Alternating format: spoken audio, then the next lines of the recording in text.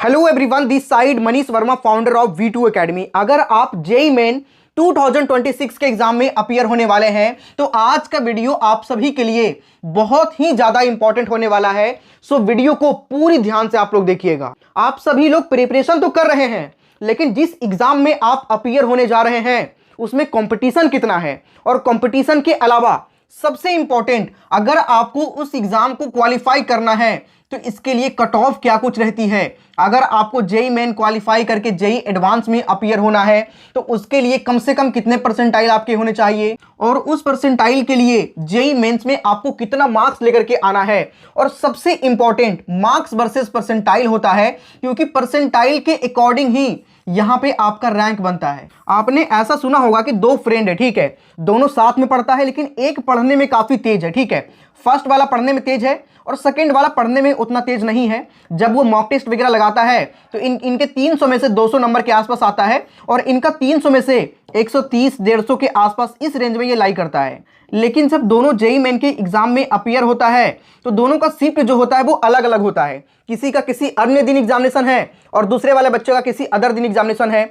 लेकिन जब उनके रैंक आए तो काफी शॉक्ड ये देखने को मिला कि दोनों का रैंक लगभग सेम था, और इसका मतलब ये है कि दोनों को लगभग वही कॉलेज के अंदर वही ब्रांचेज मिलेगा। और ऐसा क्यों होता है, ये सारी बातें आज के इस वीडियो में करेंगे।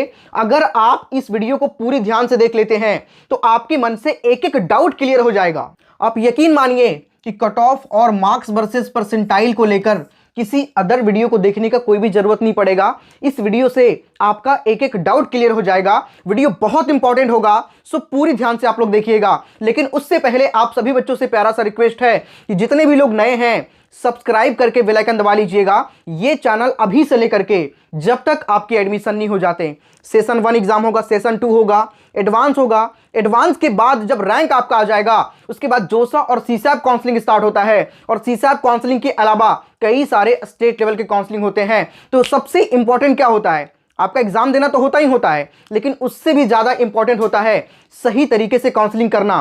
कई बार ऐसा होता है कि कम मार्क्स पर भी आपको अच्छे कॉलेज मिल जाते हैं। तो रीजन क्या होता है, आप अच्छे तरीके से काउंसलिंग करते हैं, प्रेफरेंस सही से फिल करते हैं, तो हर एक चीज में हम लोग मदद करते हैं। ये पूरा चैनल ही जेईई मेन और एडवांस वाले बच्चों के लिए डेडिकेटेड है। सो जितने भी लोग इस वीडियो को देख रहे हैं सभी लोग अभी सब्सक्राइब करके बेल आइकन दबा लीजिएगा। नीचे आपको बटन दिख रहा होगा, ठीक है। चलिए एक एक करके सारी बातें करना स्टार्ट करते हैं। और यहां पर जो हम बात करेंगे वो कैटेगरी वाइज बात करेंगे, general, OBC, EWS, SC, ST, PWD, हर एक कैटेगरी के बारे में बात करेंगे, ठीक है। लेकिन आगे बढ़ने से पहले मैं आप सभी को एक बहुत इंपॉर्टेंट इंजीनियरिंग एंट्रेंस एग्जाम के बारे में बताना चाहूंगा, जिसका नाम है all India combined entrance examination, यानी कि AICEE 2026 के बारे में। आप लोग टॉप कॉलेज में एडमिशन के लिए जेईई मेंस के साथ साथ इस एग्जाम को देना आप लोग बिल्कुल भी मत भूलिएगा, जिसके बेस पे, जिस एक एग्जाम के बेस पे 1200 से ज्यादा कॉलेजेस और 250 से ज्यादा यूनिवर्सिटीज के अंदर आपको एडमिशन मिलता है।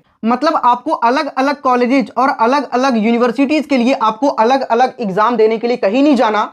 सिर्फ एक एग्जाम के बेस पे आपको सारे कॉलेजेस और यूनिवर्सिटीज में एडमिशन के लिए आप एलिजिबल हो जाएंगे। ये एग्जामिनेशन ऑनलाइन और ऑफलाइन दोनों ही मोड से कंडक्ट हो रहा है, और अगर आप ऑनलाइन सेलेक्ट करते हैं तो आप घर बैठे एग्जामिनेशन दे पाएंगे। इसके लिए आपको कहीं भी जाने का कोई भी जरूरत नहीं पड़ेगा।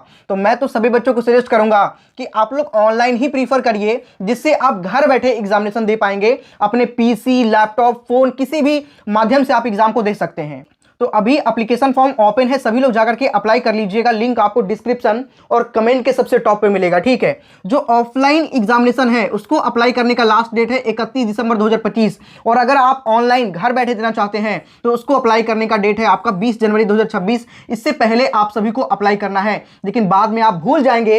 इसलिए जब भी आप इस वीडियो को देख रहे हैं, अभी देख रहे हैं, तो अभी जाकर के आप लोग इस एग्जाम के लिए अप्लाई कर लीजिए। ये आपके लिए बहुत ही ज्यादा इंपॉर्टेंट एग्जामिनेशन होने वाला है, जिसके लिए एलिजिबिलिटी है कि आप 10+2 यानी कि 12th पास हो, और उसमें 50% मिनिमम मार्क्स आपके होने चाहिए। और जो बच्चा 2026 में पास करेंगे वो भी इस एग्जाम को दे सकते हैं। मतलब अपीयरिंग वाले स्टूडेंट भी इस एग्जाम में अपीयर हो सकते हैं, जिसके एग्जामिनेशन पैटर्न को यहां पे आप देख सकते हैं। आपसे physics, chemistry, mathematics, general awareness and aptitude आपसे पूछे जाएंगे।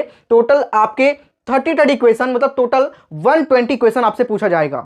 और इसमें जितना अच्छा मार्क्स आपका आएगा आपको उतने ज़्यादा का स्कॉलरशिप भी मिलेगा। अप टू 100% तक का स्कॉलरशिप आप सभी बच्चों को इस एग्जाम के बेस पे प्रोवाइड किया जा रहा है। तो इस एग्जाम को जरूर दीजिए, जिससे एक एग्जाम के बेस पे आपको 1200 से ज़्यादा कॉलेजेज और 250 से ज़्यादा यूनिवर्सिटीज़ के अंदर एडमिशन लेने का मौका मिलता है।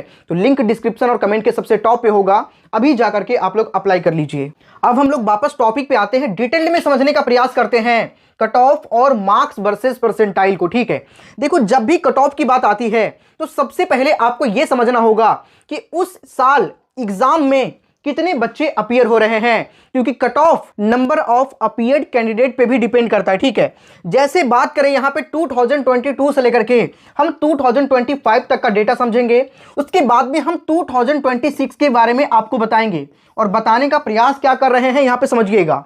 2022 की बात करें तो उस समय नंबर ऑफ रजिस्टर्ड कैंडिडेट था 8,72,920। ठीक है, जबकि अपीयर कितना हुआ तो सेशन 1 में जो है रजिस्टर्ड था 8,72,920 और अपीयर हुआ था 7,69,604 बच्चे।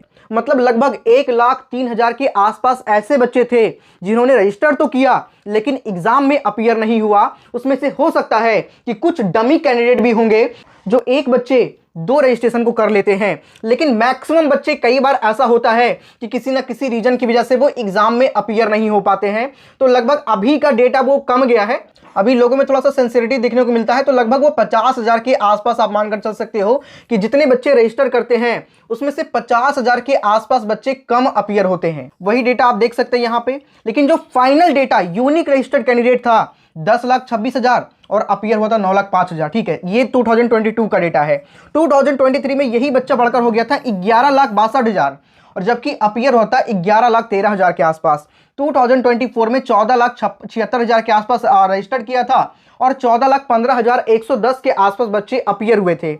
2025 का डेटा देखें तो 15,39,000 बच्चे रजिस्टर किए थे सेशन 1 सेशन 2 मिलाकर के, लेकिन अपीयर हुए थे 14,75,103 कैंडिडेट। जबकि यही डेटा 2026 की बात करें तो 2026 में यही बढ़कर हो गया है 14,37,000 के आसपास। ठीक है, मतलब 14,37,000 के आसपास बच्चों ने रजिस्ट्रेशन किया और नंबर ऑफ अपीयर्ड कैंडिडेट, मतलब जब एग्जामिनेशन हो जाएगा उसके बाद ये डेटा निकलकर सामने आता है तो एज एक्सपेक्टेड हम मानकर चलते हैं कि लगभग 13,80,000 के आसपास बच्चे जो हैं वो जेईई मेन 2026 के सेशन 1 में अपीयर होने वाला है। तो देखो भाई, पहले 2025 में 12,58,000 और 2026 में 13,80,000 के आसपास बच्चे। तो मतलब हर साल दर साल आप देख सकते हैं कंपटीशन लगातार बढ़ता जा रहा है और इसी कंपटीशन का इंपैक्ट आपके कट ऑफ पर भी पड़ता है। कैसे पड़ता है आगे हम लोग समझते हैं। इसका यहां से आप देख सकते हैं। ठीक है, 2022 में कट ऑफ क्या रहा था 88.41 के आसपास, ये जनरल कैटेगरी की मैं बात कर रहा हूं।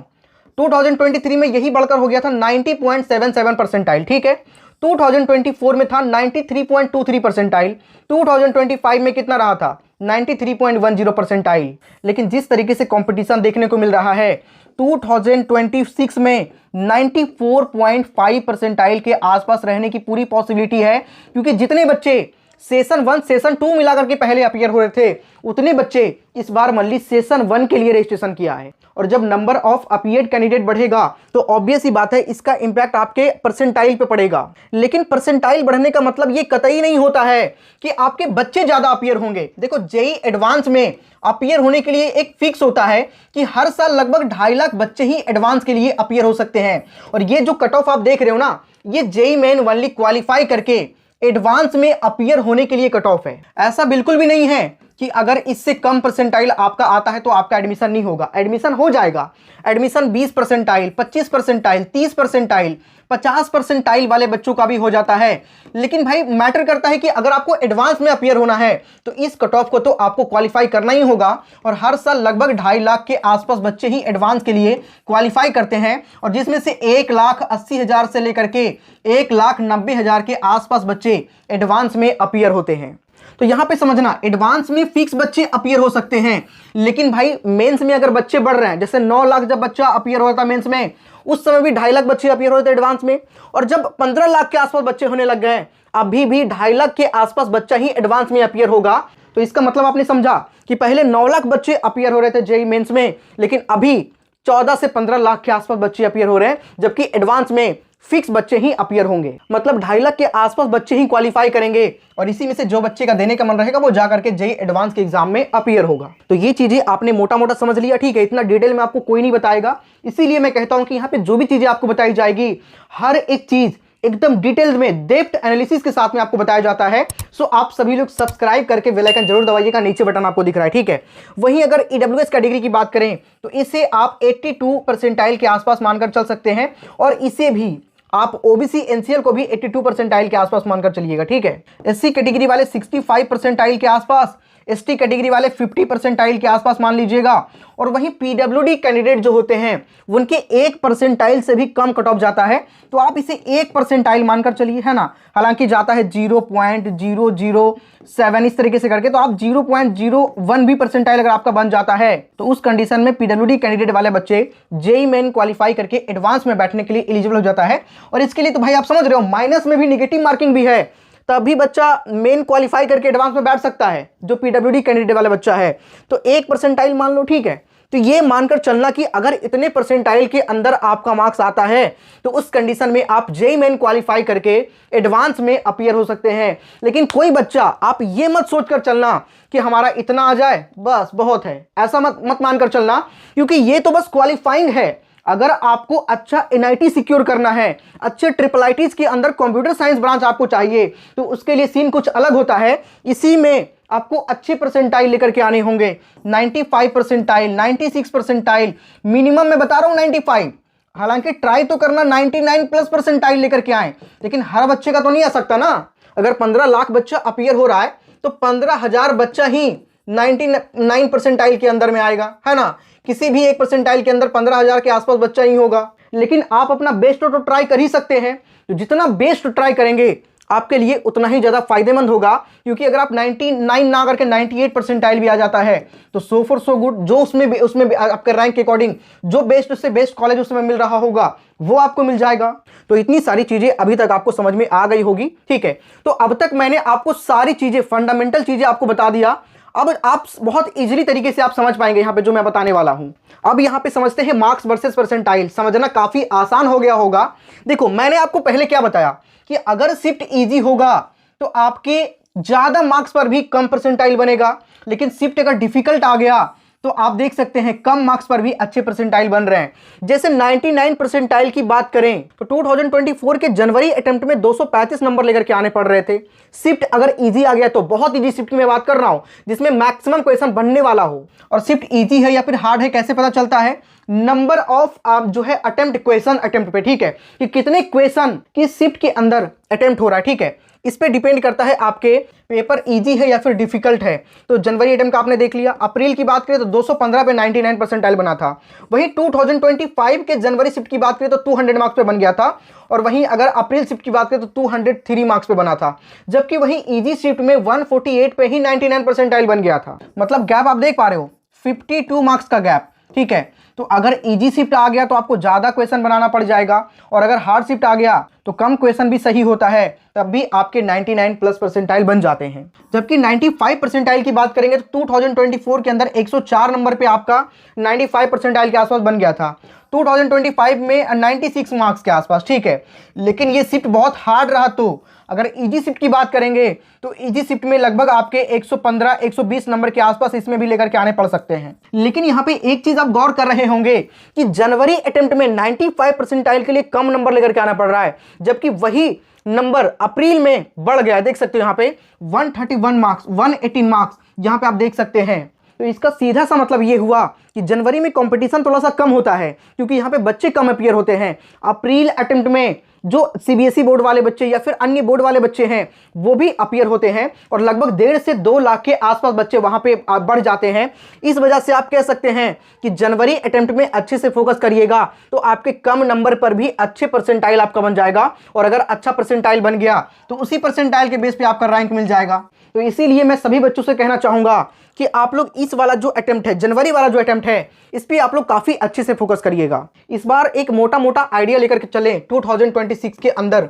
तो अगर आपको 99 परसेंटाइल के अंदर आना है तो इजी शिफ्ट के अंदर 200 नंबर के आसपास आपको मिनिमम होने चाहिए, मॉडरेट शिफ्ट में 185 नंबर के आसपास, और बहुत ज्यादा डिफिकल्ट आपका शिफ्ट आ गया तो 170 के आसपास। ठीक है, 98 के लिए 180 के आसपास, इजी शिफ्ट में मॉडरेट में 173 से 175 नंबर के आसपास, और शिफ्ट अगर डिफिकल्ट आ गया तो 158 से लेकर के 160 नंबर के आसपास। 97 परसेंटाइल के लिए 170, 160, 145, 95 परसेंटाइल के लिए 145 अगर इजी शिफ्ट आपका आ गया, मॉडरेट के लिए 137 नंबर के आसपास, और डिफिकल्ट आ गया तो 129 नंबर के आसपास। वहीं 90 परसेंटाइल के लिए 110, 95 से 100 और 82, 85 अगर काफ़ी ज़्यादा डिफिकल्ट शिफ्ट आ गया तो ये वाला आप मानकर चलिएगा, जिससे आप 90 परसेंटाइल से ऊपर लेकर के आएंगे। और अगर आपको टारगेट करना ही है तो क्यों ना 99 परसेंटाइल टारगेट करें, और जिसके लिए आप हमेशा टारगेट करिए कि आपका कम से कम नंबर, आप किसी भी कैटेगरी से बिलोंग करते हैं, 200 प्लस आपका आ जाए।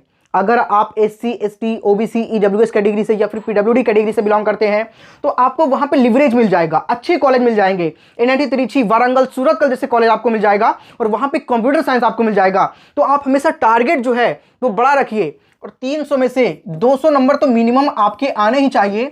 ऐसे आप लोग टारगेट बनाकर चलो। अगर थोड़े बहुत कम भी आ गए लेकिन आपकी प्रिपरेशन काफ़ी अच्छी है तो उस कंडीशन में ऐसा हो सकता है कि आपका हार्ड शिफ्ट आ गया, तो हार्ड शिफ्ट आ गया तो आपके कम नंबर पर भी यहाँ पे अच्छे परसेंटाइल बनने की पॉसिबिलिटी होती है। जैसा आप देख सकते हैं, मैंने आपको स्टार्टिंग में ही एग्जांपल के तौर पे समझाया कि एक बच्चे का 170 नंबर पे 99 परसेंटाइल बन रहा है और एक का 200 नंबर लाने पर भी 99 परसेंटाइल ही बन रहा है। मतलब दोनों बच्चे का रैंक लगभग सेम रहेगा और दोनों बच्चा सेम कॉलेज में जाएगा, क्योंकि इसको पेपर डिफिकल्ट मिल गया और इसको पेपर ईजी मिल गया। ये होता है नॉर्मलाइजेशन। ठीक है, हर शिफ्ट का पेपर के डिफिकल्टी लेवल के अनुसार वहां पे नॉर्मलाइजेशन किया जाता है, और ये सारी चीजें आज के इस वीडियो में मैंने आपको बताने का प्रयास किया है। तो जितने भी लोग इस वीडियो को अब तक देखे हैं उनके मन से एक एक डाउट क्लियर हो गया होगा।